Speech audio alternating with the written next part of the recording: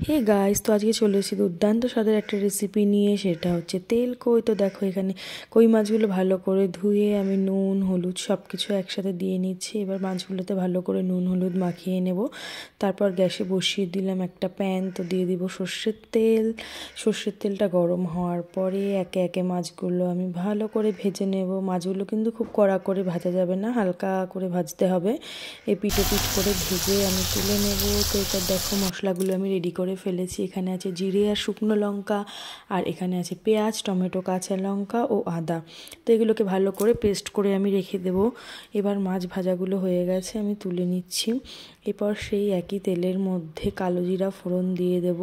এবার দিয়ে দিলাম পেঁয়াজ বাটাটা। তো পেঁয়াজ বাটাটা দিয়ে কিছুক্ষণ নাড়াচাড়া করে নিয়ে পেঁয়াজটা যে একটু ভাজা ভাজা হয়ে যাবে, তারপরে আমি বাদবাকি মশলার যে পেস্টটা করে রেখেছিলাম সেটা আমি দিয়ে দিলাম।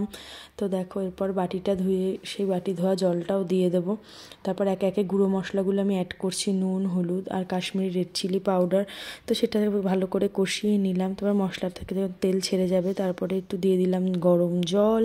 তারপরে ভেজে রাখা মাছগুলো দিয়ে দিলাম ঝোলের মধ্যে। তো এবার মাছগুলোকে ঝোলের সাথে ভালো করে ফুটিয়ে নেব। তারপর দিয়ে দেবো প্রত্যেক কটা কাঁচা লঙ্কা। তো এই দেখো, রেডি আমার তেল কই। তো গরম গরম ভাতের সাথে সবাই পরিবেশন করো, খেয়ে বলো কেমন লাগছে।